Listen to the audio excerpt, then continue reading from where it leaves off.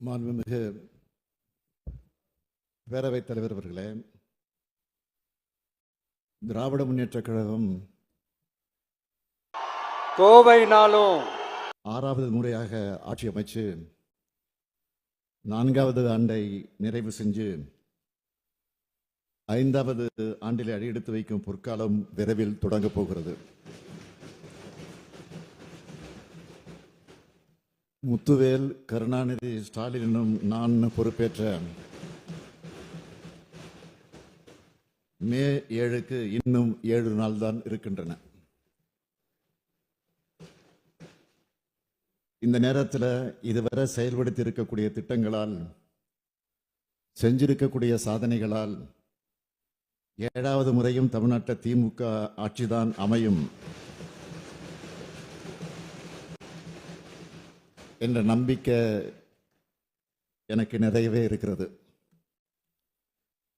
என்னோட 60 ஆண்டு கால பொது வாழ்க்கையை ஒரே சொல்ல குறிப்பிடுற மாதிரி தலைவர் கலைஞர் அவர்கள் ஸ்டாலின் என்றால் உழைப்பு உழைப்பு உழைப்பு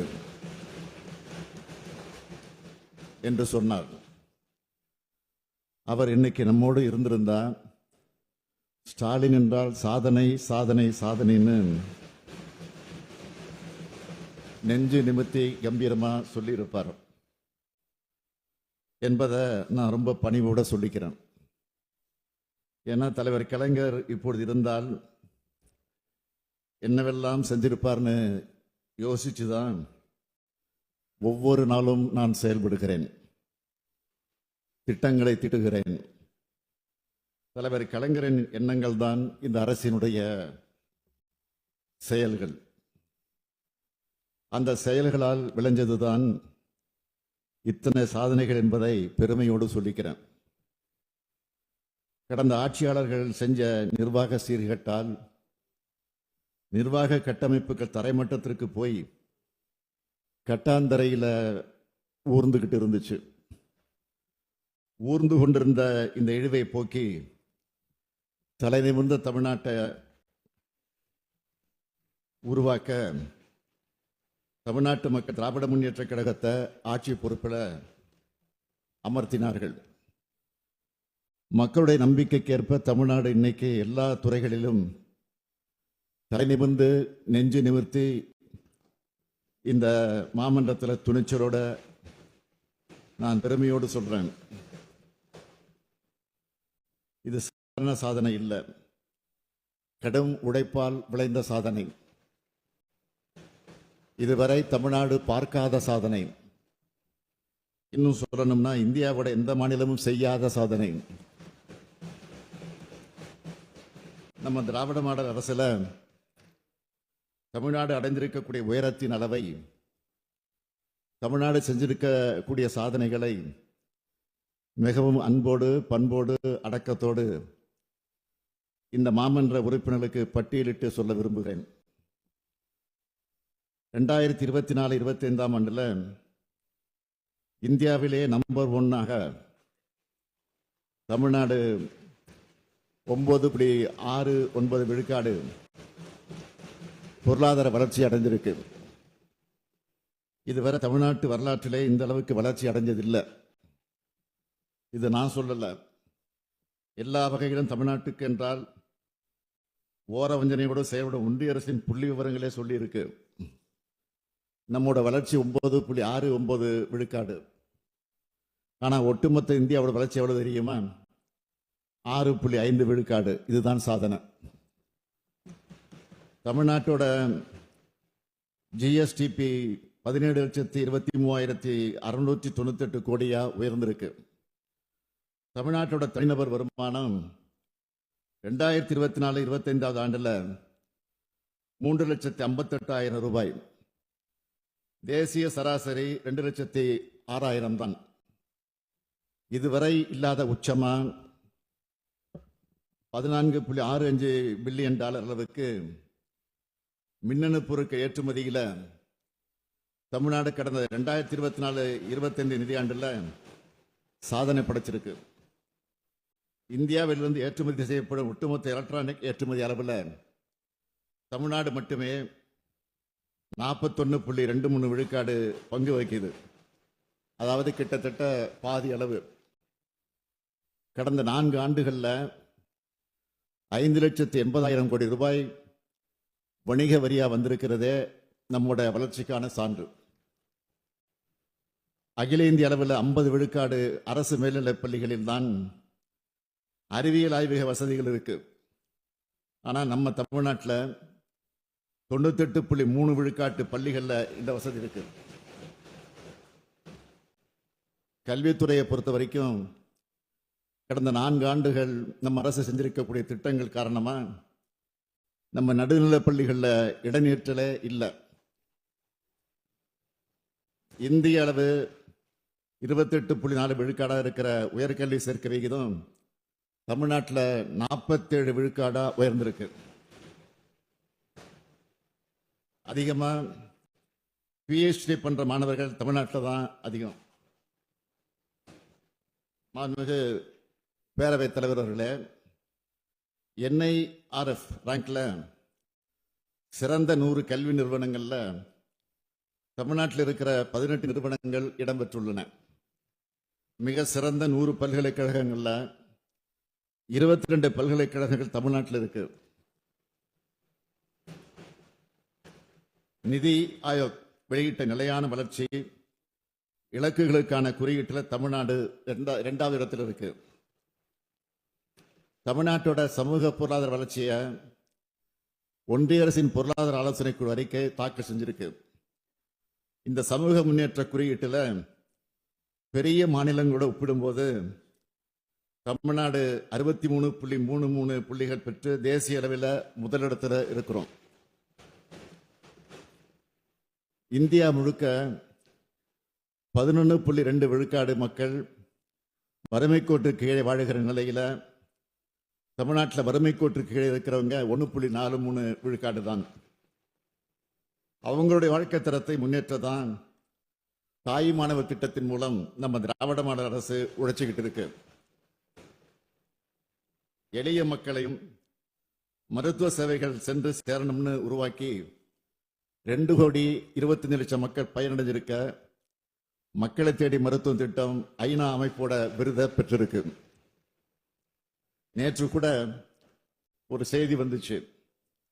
உலக சுகாதார நிறுவனத்தின் வழிமுறைகளின்படி தொற்றா நோய்களின் கட்டுப்பாடு குறித்து ICMR நிறுவனம் நடத்தின சர்வேல மக்களை தேடி மருத்துவ திட்டத்தால உயர் ரத்த அழுத்தம் மற்றும் நீரிழிவு நோய் பெருமளவு கட்டுப்படுத்தப்பட்டு இருக்கிறது என்று தெரிய வந்திருக்கு. இந்தியாவிலேயே தமிழ்நாட்டில் தான் அதிகமான அரசு மருத்துவர்கள் இருக்காங்க. அதிகமான MBBS சீட் இருக்கிற இடமும் தமிழ்நாடு தான்.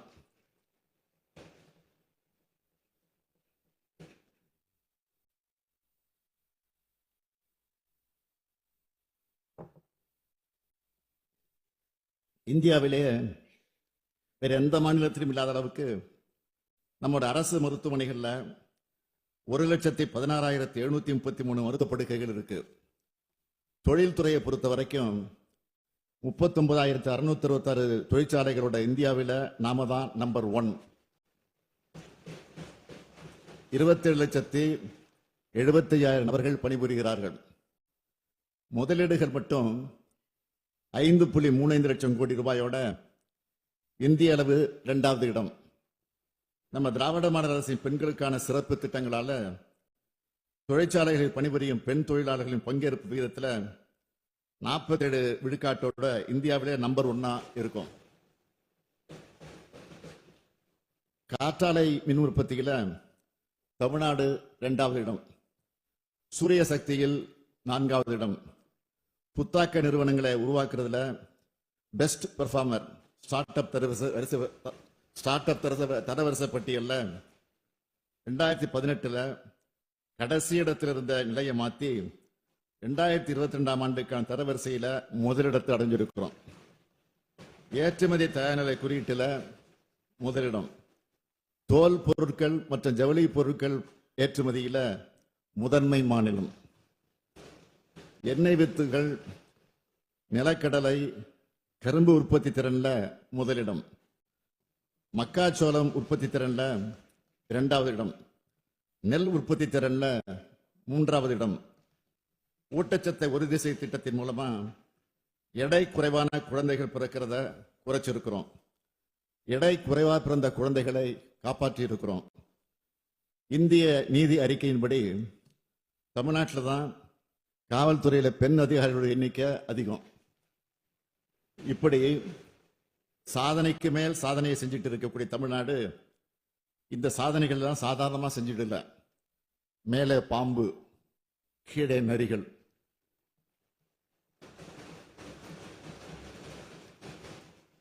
மேலே பாம்பு, கீழே நரிகள்.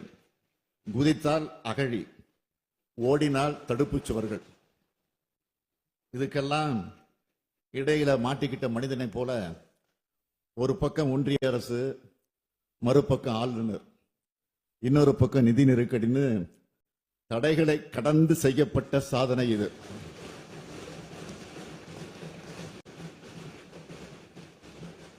இதெல்லாம் ஸ்டாலின் என்ற தனி மனிதனோட சாதனைகள் அல்ல. என்னோட அமைச்சரவை அதிகாரிகள் அவருடைய கூட்டு உழைப்புக்கு கிடைச்ச பலன். எல்லாத்திலையும் என்னை முன்னிலைப்படுத்திக்கணும்னு நினைக்கிறவன் இல்லைன்னா இது ஒரு கட்சியினுடைய அரசு அல்ல, ஒரு கொள்கையினுடைய அரசுன்னு நான் குறிப்பிட்டேன். அப்படித்தான் செயல்பட்டு வரோம். இதுவரை இருந்த அரசுகளை காமராஜர் அரசு, அண்ணா அரசு, கலைஞர் அரசு, எம்ஜிஆர் அரசுன்னு சொல்றது வழக்கம். அந்த வரிசையில இதனை ஸ்டாலின் அரசுன்னு சொல்லிக் கொள்ளாம திராவிட மாடல் அரசுன்னு நான் குறிப்பிட்டேன். ஒரு தனி மனிதனின் ஆட்சி அல்ல, ஒரு தத்துவத்தின் ஆட்சி என்பதன் அடையாளமாத்தான் திராவிட மாடல் அரசுன்னு சொன்னேன். என்னை பொறுத்த வரைக்கும் கொள்கையும் இயக்கமும் தான் முன்னிலை பெறணும், வலிமை பெறணும். மாண்புமிகு பேரவைத் தலைவர் அவர்களே, தமிழ்நாடே சமத்துவபுரம் ஆகணும்னு திராவிட கொள்கை நெஞ்சிலே ஏந்தி இலக்குகளை நிர்ணயிச்சு திட்டங்களை தீட்டுகிறோம். நம்முடைய தமிழ் சமூகம் சிந்தனையால், பண்பாட்டால், பழக்க வழக்கங்களால் உயர்வடையணும். ஏற்ற தாழ்வற்ற மனித உரிமையை சமூகமாக வளரணும். சுயமரியாதை, சமூக நீதி, சமத்துவம், சகோதரத்துவம், மதச்சார்பின்மை, கூட்டாட்சி கருத்தியல், அதிக அதிகாரங்களை கொண்ட மாநிலங்கள். அதுக்காகத்தான் உழைக்கிறோம். கடந்த மார்ச் 14 அன்று நிதிநிலை அறிக்கையும் 15ஆம் நாள் வேளாண் நிதிநிலை அறிக்கையும் தாக்கல் செஞ்சோம். அதைத் தொடர்ந்து நம்முடைய அவை முன்னவர் மூத்த அமைச்சர் அண்ணன் துரைமுருகன் அவருடைய நீர்வளத்துறையோட மானிய கோரிக்கை தொடங்கி வரிசையா ஏப்ரல் மாதம் முழுக்க துணை முதலமைச்சர் உள்ளிட்ட அனைத்து அமைச்சர்களும் தங்களுடைய துறைகள் சார்பிலான மானிய கோரிக்கைகளை தாக்கல் செஞ்சிருக்கிறாங்க. அந்த துறைகள் சார்பில் பல்வேறு திட்டங்களை அறிவிச்சிருக்கிறாங்க. விவாதங்களுக்கு பதிலளித்து பேசப்போ கூட பல்வேறு அறிவிப்புகளை செஞ்சிருக்கிறாங்க. இதெல்லாம் அறிவிப்புகள் மட்டும் இல்ல, தமிழ்நாட்டின் வளர்ச்சி பாதைக்கான மைல் கற்கள். யார் சிறப்பா செயல்படுறதுன்னு ஒவ்வொரு துறைக்கிடையிலையும் போட்டி போட்டு கொண்டு செயல்படுறாங்க. ஒவ்வொரு துறையும் வெல்லும் துறையா செயல்பட்டு வர்றதை இந்த மாமன்ற உறுப்பினர்கள் நன்கு அறிவார்கள். அனைத்து துறை வளர்ச்சி, அனைத்து மாவட்ட வளர்ச்சின்னு குறிப்பிட்டு திட்டங்களை தீட்டியிருக்கிறோம். ஏப்ரல் மாதம் முழுக்க தமிழ்நாட்டுக்கு ஏற்றமளிக்கிற மாதமா அமைஞ்சதுனால மகிழ்ச்சியாகவும் மனநிறைவாகவும் நான் இருக்கேன். மாண்புமிகு அமைச்சர் பெருமக்கள் இந்த மாமன்றத்தில் பேசும்போது தமிழ்நாடு எந்தெந்த வகையிலெல்லாம் வளர்ந்திருக்கு, அவங்களுடைய துறைகள் எவ்வளவு வளர்ந்திருக்குன்னு பெருமையோடு குறிப்பிட்டு பேசினாங்க. அவங்க எல்லாருக்கும் என்னுடைய பாராட்டுக்கள், வாழ்த்துக்கள். இந்த அவையை மாண்பு தவறாமல் கண்ணியத்துடன் கட்டுக்கோப்பாகவும் மக்களாட்சிக்கு இலக்கணம் சொல்லும் வகையிலும் வழிநடத்திய மாண்புமிகு பேரவைத் தலைவர்களுக்கும் மாண்புமிகு பேரவை துணைத் தலைவர்களுக்கும் இந்த மாமன்றத்தின் சார்பாக என்னுடைய நன்றியை தெரிவித்துக் கொள்கிறேன்.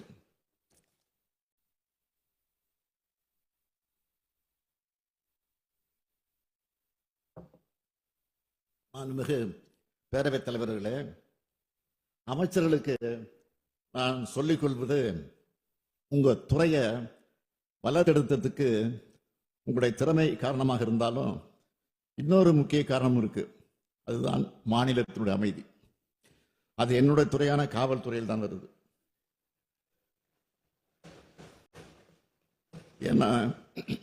ஏன்னா அமைதியான மாநிலத்தில் தான் தொழில் வளரும், தொழிற்சாலைகள் வரும், கல்வி மேம்பாடும் வரும், பெண்களும் இளைஞர்களும் முன்னேற்றம் காண்பார்கள், விளையாட்டுத்துறை மேம்படும், உற்பத்தி ஏற்றுமதியும் அதிகரிக்கும், சுற்றுலா பயணிகள் வருவார்கள், கோயில்கள் தழைக்கும். தமிழ்நாட்டில் நிலவும் இந்த அமைதிக்கு காரணம் என்னுடைய துறையான காவல்துறை. சட்டம் ஒழுங்கை முறையாக பேணி இந்த சாதனைகளுக்கு அடித்தளமிட்ட காவல்துறை சார்ந்த அனைவருக்கும் நானும் நீங்களும் தமிழ்நாட்டு மக்களும் என்றும் நன்றிக்குரியவர்கள். சட்டம் ஒழுங்கு சீராகவும் தமிழ்நாடு அமைதி மிகு மாநிலமாக இருக்கிறதுனால தான் பெரிய அளவிலான சாதி சண்டைகளோ மத கலவரங்களோ பெரிய கலவரங்களோ வன்முறைகளோ இல்லை. கலவரங்களை தூண்டலாம்னு சிலர் நினைச்சாலும் தமிழ்நாட்டு மக்களை அதை முறியடிச்சிடுறாங்க. இதெல்லாம் நடந்தாதான் சட்டம் ஒழுங்கு சரியில்லைன்னு புழுதி வாரி தூற்ற முடியும். மொத்தத்தில் சட்டம் ஒழுங்குல கல் விழாதான்னு துடிக்கிறவங்க ஆசையில மண் தான் விழுந்திருக்கு. நான் என்ன சொல்றேன், குற்ற சம்பவம் நடந்தா உடனடியாக நடவடிக்கை எடுக்கப்பட்டு குற்றவாளிகள் கைது செய்யப்படுறாங்க. ஏதாவது ஒரு சில இடத்துல கவனக்குறைவா சில தவறுகள் நடந்ததா கூட அதை சுட்டி காட்டப்பட்டா உடனடியா அதை திருத்திக்க நாங்கள் தயாராக இருக்கிறோம். நான் பிடிச்ச முயலுக்கு 3 கால்னு பிடிவாதமாக இருக்கிறவன் இல்லைன்னா, மக்களாட்சியில எல்லோருடைய கருத்துக்களையும் கவனிச்சு ஆராய்ந்து சரியானவற்றை சரியான நேரத்தில் செய்யணும்னு நினைக்கிறவன்னா, உள்நோக்கத்தோட அரசியல் ஆதாயத்துக்காக தமிழ்நாட்டோட சட்டம் ஒழுங்கு சரியில்லைன்னு பேசுறவங்களுக்கு சொல்லிக்கிறேன், இது மணிப்பூர் அல்ல, இது காஷ்மீர் அல்ல, உத்தரப்பிரதேச கும்பமேளா மரணங்கள் இங்க நடக்கல, இது தமிழ்நாடு. அதை மறந்துடாதீங்க. மாண்புமிகு பேரவைத் தலைவர்களே, காவல்துறையை நவீனப்படுத்தும் முயற்சிகள் தொடர்ந்து எப்படியெல்லாம் எடுக்கப்பட்டு வருதுன்னு நேற்றைய தினம் நான் பல்வேறு நேரங்களில் குறுக்கிட்டு பேசுகிற போது, பதிலளித்து பேசுகிற போது தெளிவாக எடுத்து சொல்லியிருக்கிறேன். எனவே அதை பற்றி அதிகம் பேச வேண்டிய அவசியம் இல்லை. இருந்தாலும் சொல்லுகிறேன், குற்றம் மற்றும் குற்றவாளிகளை கண்டறியும் நவீன வலைப்பின்னல் அமைப்பு மறுசீரமைக்கப்பட்டு வருது. இதனால பொதுமக்கள் ஆன்லைன் புகார்களை பதிவு செய்யவும் துறைகளுக்கிடையே தகவல்களை பகிர்ந்து கொள்ளும் வசதியை பெறக்கூடிய வாய்ப்பு இயலும். சைபர் குற்றங்கள் உள்ளிட்ட அனைத்து வகையான குற்றங்களையும் கட்டுப்படுத்தி வரும். காவல், உள்துறை, தீயணைப்பு மற்றும் தடவியல் துறை சார்பா கடந்த 4 ஆண்டுகளில் செய்யப்பட்ட சாதனைகளை புத்தகமா அச்சிட்டு இந்த மாமன்றத்தில் இருக்கக்கூடிய மாண்புமிகு உறுப்பினர் அனைவருக்கும் வழங்கி இருக்கிறோம். ஊடக நண்பர்களும் அந்த புத்தகத்தை பார்த்து அதை பெற்று அதில் உள்ள சாதனைகளையும் தரவுகளையும் புள்ளி விவரங்களையும் உண்மைகளையும் மக்களிடம் கொண்டு செல்லணும்னு உங்கள் அன்போடு கேட்டுக்கிறேன். குற்றங்களை குறைக்கிற துறையா மட்டும் இல்லாம குற்றங்களை தடுக்கிற துறையா காவல்துறை செயல்படணும்னு நான் தொடர்ந்து சொல்லிட்டு வரேன். இந்த நிலை உருவாகணும்னா காவல்துறை சிறப்பாக செயல்பட்டா மட்டும் பொத்தாது, ஒட்டுமொத்த சமூகமும் சில பொறுப்புகளை உணர்ந்து செயல்படணும். காவல்துறைக்கு பொறுப்பேற்று இருக்கக்கூடிய நான் இந்த தருணத்தில் இந்த அவையின் மூலமாக பொதுமக்களுக்கு சொல்லிக்கொள்ள விரும்புவது, சட்டம் ஒழுங்கை பாதுகாக்க வேண்டியது நம்ம அனைவருடைய கூட்டு பொறுப்பு. எனவே நீங்க அனைவரும் சட்டத்தை மதிச்சு நடக்கணும். சின்ன சின்ன அலட்சியங்களை கூட தவிர்த்து சுய ஒழுக்கத்தோட எல்லோரும் இருக்கணும். ஒரு குற்றம் நடந்த பிறகு உடனடியாக காவல்துறைக்கு தெரிவிக்கிற பலர் இருக்கிறாங்க. அவர்களை பாராட்டுகிற அதே வேளையில ஒரு குற்றம் நடக்கிறதுக்கு முன்னாடியே அதை உணர்ந்து தடுக்கிற முன்னெச்சரிக்கையும் நமக்கு தேவை. உங்க சுற்றுப்புறங்கள்ல சந்தேகப்படும்படியான நபர்களோட நடமாட்டம், செயல்பாடுகள் ஏதாவது தெரிஞ்சா உடனடியாக காவல்துறைக்கு தெரியப்படுத்துங்க.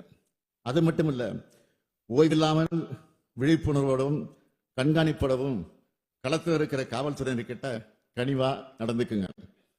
அதே போல காவல்துறையினரும் பொதுமக்கள்கிட்ட கனிவா நடந்துக்கணும். காவல்துறைக்கிட்ட அதிகாரம் இருக்கிறது. சட்டம் ஒழுங்கை நிலைநாட்டவும் குற்றங்களை தடுக்கவும் தான் என்பதை அத்துமீறல் சில காவலர்கள் உணரணும். அத்துமீறக்கூடிய அந்த காவலர்கள் சிலர் உணரணும். காவல் உயர் அதிகாரிகள் இதை உறுதி செய்யணும். காவலர்கள் தங்களுடைய பணிச்சுமையும் தனிப்பட்ட வெறுப்புகளையும் பொதுமக்கள் கிட்ட காட்டிடக்கூடாது. காவல்துறையும் பொதுமக்கள் நண்பர்கள் என்பதை இரு தரப்பும் உணர்ந்து செயல்படணும்னு கேட்டுக்கிறேன். செயல்படுவீங்கன்னு நம்புறேன். பொதுமக்களுக்கும் காவல்துறையினருக்கு இடையில உள்ள இந்த நல்லுறவை மேலும் வலுப்படுத்திட என் நெஞ்சில் நீண்ட நாட்களாக இருந்து வரும் எண்ணத்து உணர்வை செயல்வடையும் கொடுக்க நான் விரும்புகிறேன். சட்டம் ஒழுங்கை காப்பாற்றி இரவு பகலும் கண்பொஞ்சாது காவல் பணியில் ஈடுபட்டு பொது அமைதியை பாதுகாக்கக்கூடிய காவலருக்கென தனி நாளை கொண்டாடுவதற்காக காவலரின் சேவைகளை போற்றி பாராட்டிட முதலாக 1859 மெட்ராஸ் மாவட்ட காவல் சட்டத்தை நிறைவேற்றி நவீன மற்றும் அமைப்பு ரீதியான காவலத்தை தோற்றுவிக்கப்பட்ட செப்டம்பர் 6ஆம் நாள். இனி ஆண்டுதோறும் காவலர் நாள் அந்த செப்டம்பர் 6ஆம் நாள் கொண்டாடப்படும்.